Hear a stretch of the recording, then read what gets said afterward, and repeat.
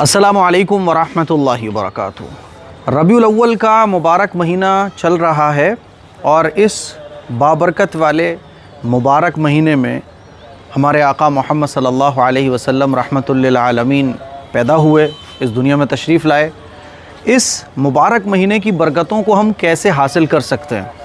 تو ہم لوگ جھنڈے لگاتے ہیں اور جلوس کی تیاریاں کرتے ہیں، نعت وغیرہ سنتے ہیں، یہ تمام کام اپنی جگہ ہیں، لیکن دو بڑے اہم کام ہیں جس کو ہمیں اس مہینے میں کرنا ہے اگر ہم ربیع الاول کی برکتوں کو حاصل کرنا چاہتے ہیں۔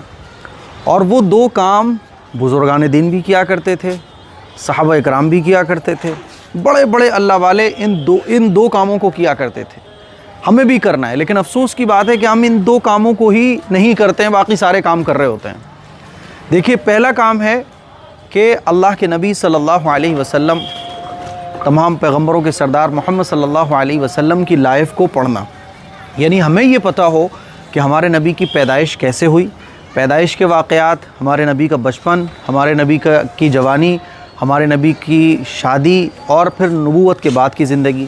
تو اس مہینے میں ہمیں اللہ کے نبی صلی اللہ علیہ وسلم کی لائف کو پڑھنا ہے۔ اس کے لیے آپ کتابیں پڑھ سکتے ہیں، آپ اس کے لیے علماء اکرام کے بیان وغیرہ سن سکتے ہیں۔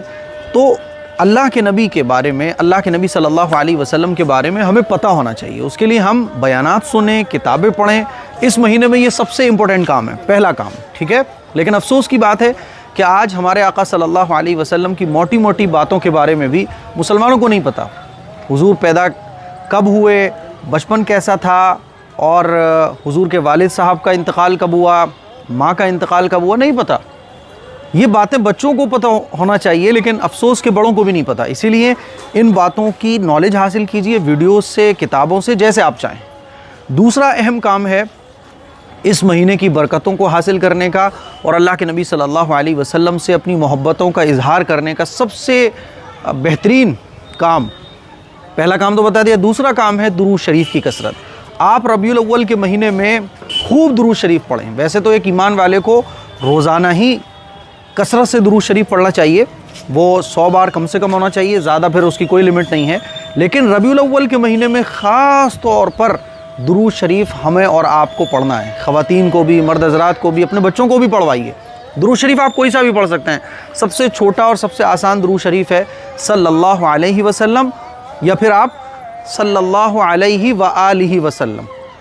یہ دو درود شریف ہیں چھوٹے، اس کے علاوہ اور بھی درود شریف ہیں، صلی اللہ علی النبی الکریم، ہے نا، یا آپ اللہم صلی علی محمد وعلی آل محمد، یہ بھی پڑھ سکتے ہیں۔ تو یہ دو چھوٹے چھوٹے درود شریف ہیں، صلی اللہ علیہ وسلم، صلی اللہ علیہ وآلہ وسلم۔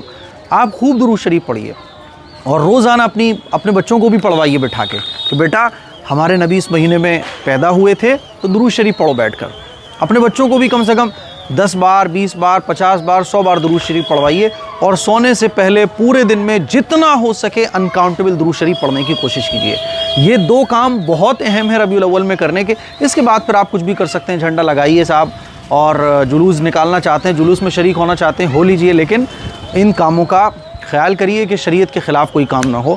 خاص طور پر پٹاخے پھوڑنا اور آتش بازی کرنا، اس سے تو بالکل بچائیے، اپنے بچوں کو بھی بچائیے۔ تو یہ دو کام ہیں ربیع الاول کی برکتوں کو پانے کے لیے۔ اس کلپ کو شیئر بھی کریں، دوسروں تک پہنچائیں۔ السلام علیکم ورحمۃ اللہ وبرکاتہ۔